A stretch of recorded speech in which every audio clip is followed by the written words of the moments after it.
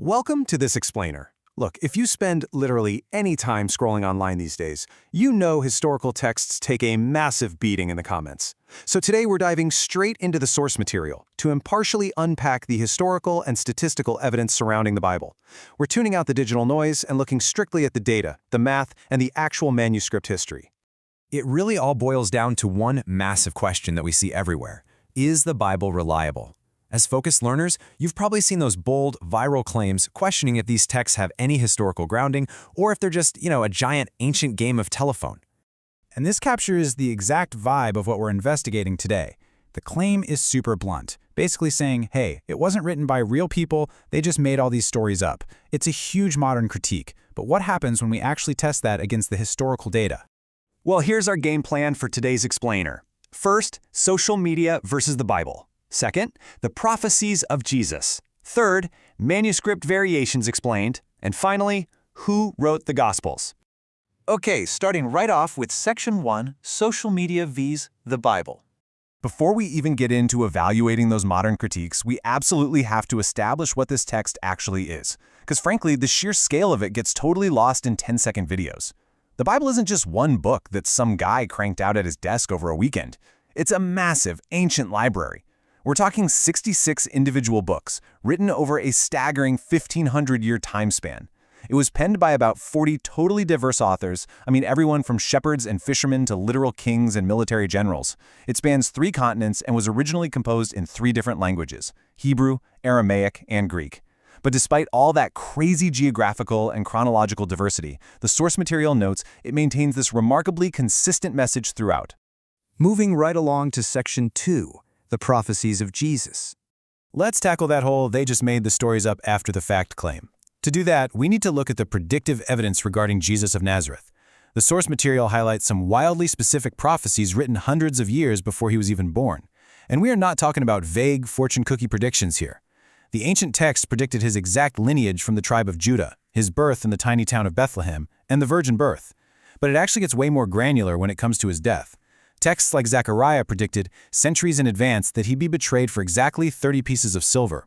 Psalm 22 predicted executioners would literally cast lots to divide up his clothing. These are highly specific details that a person would have zero control over orchestrating. And that brings us to this absolutely staggering statistic.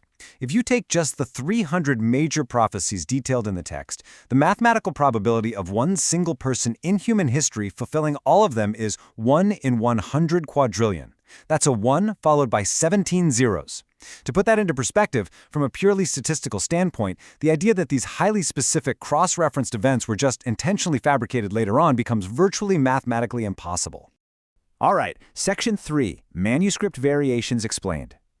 Now we're pivoting to the internet's absolute favorite talking point, the telephone game myth. You know the one? The claim that the Bible has been copied and changed so many times we literally can't trust what it says today. Well, let's look at the actual data. Critics love to throw around this really scary-sounding number, 400,000 textual variants in the New Testament. And yeah, at first glance, that sounds like absolute chaos. Considering there are only about 138,000 words in the Greek New Testament, mathematically, that's like 3 variations for every single word. If you just stopped right there, like a lot of viral posts do, you'd think the text is totally cooked. But we really have to ask, what actually are those variants?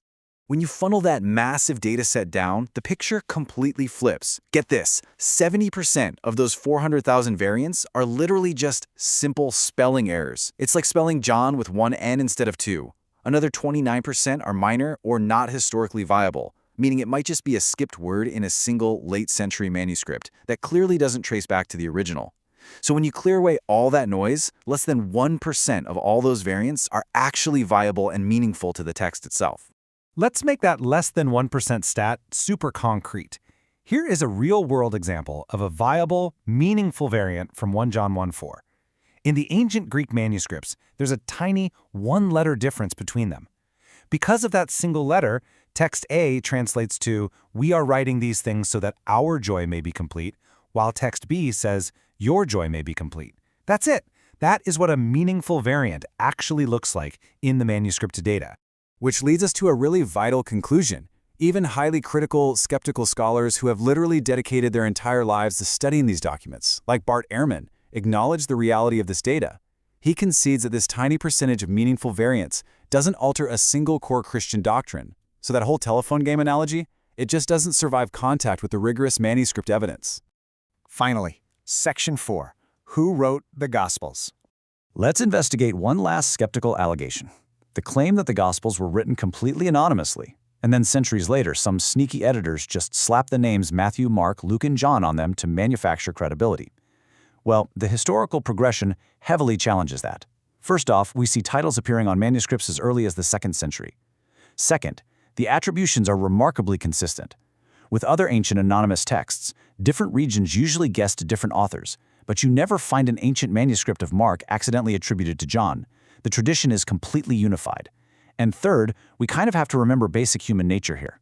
Ancient societies heavily distrusted anonymous information, just like we would delete a sketchy, unsigned email today. They weren't just going to blindly accept massive theological texts with no verifiable author. Plus, the source material points out some really brilliant historical logic here.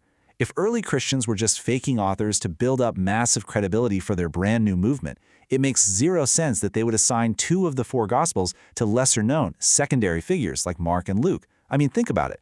If you're going to forge a document to make it totally unquestionable, you name it after the big guys, the Gospel of Peter or James, the inner circle apostles.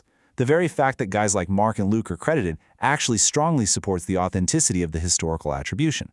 As we wrap up this explainer, I want to leave you with a thought. It is so incredibly easy to make a 10-second video dismissing thousands of years of manuscript history. But as we've seen today, through the staggering math of the prophecies, the actual reality behind the manuscript variants, and the logical historical facts of the gospel writers, these ancient texts withstand modern digital scrutiny incredibly well. So the next time a viral post attacks ancient texts, will you take it at face value, or will you scrutinize that digital claim with the exact same historical rigor we applied today? Thanks so much for hanging out and exploring the evidence with me. Keep learning, keep questioning, and I'll catch you in the next explainer.